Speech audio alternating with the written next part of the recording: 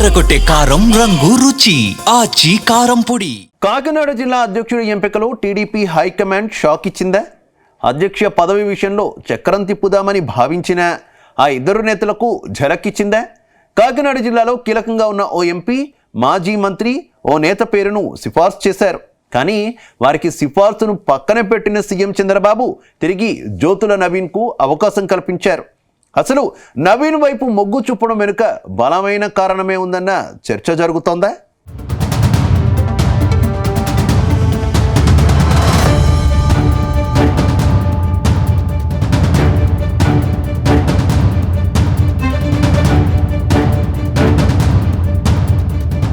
కాకినాడ జిల్లాలో టీడీపీ అధ్యక్షుడి ఎంపికలో టీడీపీ హైకమాండ్ సీనియర్ నేతలకు గట్టి షాక్ ఇచ్చింది.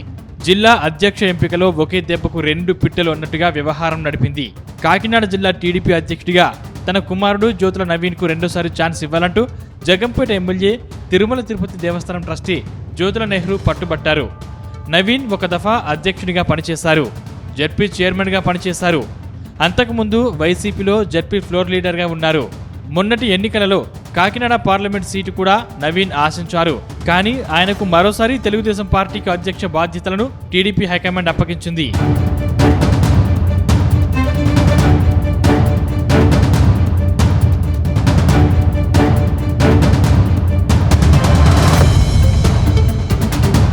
ప్రస్తుతం కాకినాడ జిల్లా అధ్యక్షుడిగా జ్యోతుల నవీన్ కొనసాగుతున్నారు. ఆయనకు రెండోసారి అధ్యక్ష పదవి ఇస్తే జిల్లాలో నెహ్రూ పట్టు పెరుగుతుందని కొందరు సీనియర్లు డిసైడ్ అయ్యారట. అంతేకాదు భవిష్యత్తులో జిల్లాలో ఎవరిని లెక్క చేయరని, తండ్రి కొడుకుల రాజ్యం అవుతుందంటూ గుసగుసలాడారట. అయితే పార్టీలో నెంబర్ 2 లీడర్గా కొనసాగుతున్న మాజీ మంత్రి యనమల రామకృష్ణుడు, కాకినాడ జిల్లా పార్టీకి పెద్ద దిక్కుగా వ్యవహరిస్తున్న రాజ్యసభ సభ్యుడు సానా సతీష్లు జ్యోతుల నవీన్కు బదులు మాజీ జడ్పీటీసీ, టీడీపీ నుంచి వైసీపీలోకి తిరిగి టీడీపీలోకి ఎంట్రీ ఇచ్చిన తోట నవీన్ను జిల్లా అధ్యక్షుడిగా ఎంపిక చేయాలని అధిష్టానానికి సూచించినట్టు తెలిసింది. టీడీపీ అధిష్టానంపై ఒత్తిడి సైతం తెచ్చినట్టు సమాచారం. ఒక దశలో వీరిద్దరూ సిఫారసు చేసిన తోట నవీన్ పేరు ఖరారు చేస్తారని కూడా ప్రచారం జరిగింది.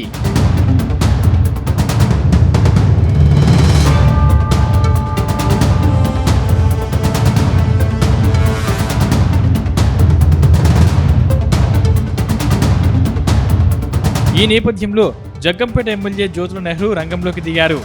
గతంలో యనమలతో సరిపడకే జ్యోతుల నెహ్రూ పార్టీని వదిలి వెళ్లారు. తనను కాదని యనమలకు అధిష్టానం పెద్దపీట వేస్తే తాను తాడో పేడో తేల్చుకుంటానంటూ నెహ్రూ ఫైర్ అయ్యారని తెలిసింది. ఈ విషయం కాస్త పార్టీ అధిష్టానం దృష్టికి వెళ్లడంతో సీఎం చంద్రబాబు పునరాలోచన చేశారట.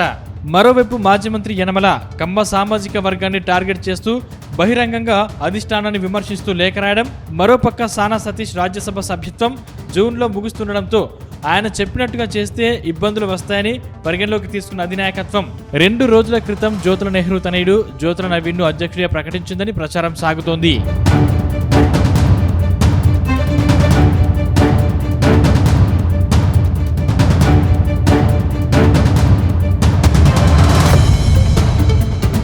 అయితే కాకినాడ జిల్లా అధ్యక్ష రేసులోకి తోట నవీన్ పేరును తెరపైకి తెచ్చిన యనమల, సానా సతీష్ తీరుపై క్యాడర్ ఫైర్ అవుతున్నట్టు తెలుస్తోంది.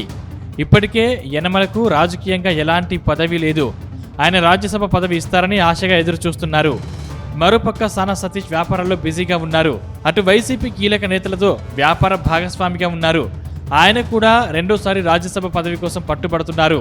ఈ నేపథ్యంలో వారు చెప్పినట్టుగా పార్టీని వదిలి తిరిగి పార్టీలో చేరిన తోట నవీన్కు అధ్యక్ష పదవి ఇస్తే నెహ్రూ వర్గం వ్యతిరేకంగా పనిచేసే అవకాశం ఉందని అధిష్టానం ఓ అంచనాకు వచ్చిందట. అందుకే యనమల కంటే నెహ్రూ అవసరం పార్టీకి ఎక్కువగా ఉందని పార్టీ నేతలు సైతం సూచించారట. దాంతో సామాజిక వర్గాలు, ప్రజల్లో పట్టు, పార్టీని బలపరిచే అంశాలు పరిగణలోకి తీసుకున్న టీడీపీ హైకమాండ్ జ్యోతుల నవీన్ వైపు మొగ్గు చూపినట్టు ప్రచారం సాగుతోంది.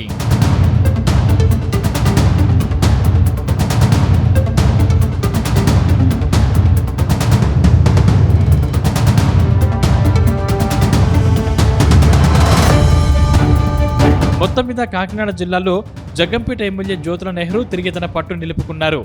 ఒకప్పుడు యనమలతో వివాదం పెట్టుకుని నెహ్రూ బయటకు వెళ్లారు. ఇప్పుడు యనమలను పక్కకు తోసి తన కుమారుడికి అధ్యక్ష పదవి తెచ్చుకున్నారు. ఇది ఉమ్మడి తూర్పుగోదావరి జిల్లా రాజకీయాల్లో సంచలనంగా మారింది. జ్యోతుల నవీన్ అధ్యక్షుడు కావడంతో ఇటు ఎంపీ సానా సతీష్, అటు మాజీ మంత్రి యనమల రామకృష్ణుడు, వారి వర్గాలు ఎలా పనిచేస్తాయనేది చర్చనీయాంశంగా మారింది.